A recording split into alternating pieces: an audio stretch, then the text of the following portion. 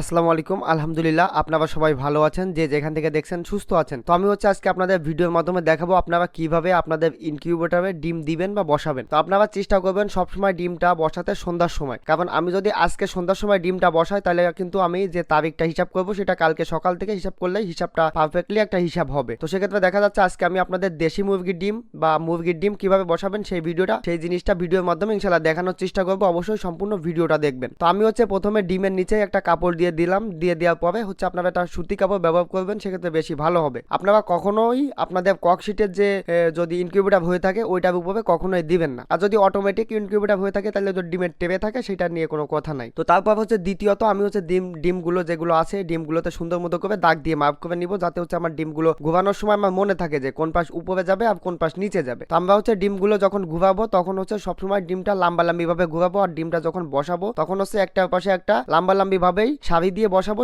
তো সেক্ষেত্রে দেখা যাচ্ছে আমাদের ডিমটা ঘুরাতে অনেক সুবিধা হবে। তো এখানে মনে করেন যে আপনাদের ডিমটা কতদিন ঘুরাতে হবে সে একটা কথা থেকে যায়। তো মুরগির ডিম যেহেতু 21 দিনে ফুটে, তো আমরা ডিমটা 19 দিন পর্যন্ত ঘুরাবো। 19 দিন পরে থেকে 20 দিন আর 21 দিন, লাস্টের 2 দিন বা লাস্টের 3 দিন আমরা ডিমটা ঘুরানো বন্ধ করে দিব। আর যখনই থেকে আমরা ডিমটা ঘুরানো বন্ধ করে দিব তখন আর্দ্রতা কত ভাগ, তখন আর্দ্রতা আপনার 80-90 যেটা ওঠে উঠুক, ওইটা নিয়ে সমস্যা নেই। তবে যে কয়দিন 18 দিন বা 19 দিন পর্যন্ত যে কয়দিন আমরা ডিমটা ঘুরাবো ওই কয়দিন আপনি আর্দ্রতা রাখার চেষ্টা করবেন 55 থেকে 60 বা সর্বোচ্চ 65। এটা রাখলে বেশ ভালো একটা রেজাল্ট পাবেন। তো দেখেন আসলে আমি ডিমটা কিন্তু অনেক সুন্দরভাবে পাশাপাশি রেখে সাজাই নিছি। তো এখানে আমি আর একটা আপনাদের কথা বলি, আপনারা যদি শীতকালে ডিমটা বসান তাহলে কিন্তু আপনাদের আর্দ্রতাটা মেনটেন করতে একটু কষ্ট হয়ে যাবে, কারণ শীতকালে আর্দ্রতাটা বাতাসে কম থাকে, জলীয় বাষ্প কম থাকার কারণে আর্দ্রতাও কম হয়। তো এক্ষেত্রে দেখা যাচ্ছে আপনার বড় একটা বাটিতে যদি বাল্বের নিচে ঠিক বরাবর নিচে পানি দিয়ে রাখেন তাহলে দেখা যাচ্ছে আলহামদুলিল্লাহ দেখেন আমি যেমনটা দিচ্ছি এরকম যদি দিয়ে রাখেন তাহলে আপনাদের ইনকিউবেটরের যে আর্দ্রতা সেটা আপনারা কন্ট্রোল করতে পারবেন। তো আর্দ্রতা যদি বেশি হয়ে যায় কখনো, সেক্ষেত্রে আর্দ্রতা কমাবেন কিভাবে সেই বিষয়টা বলি। সেটা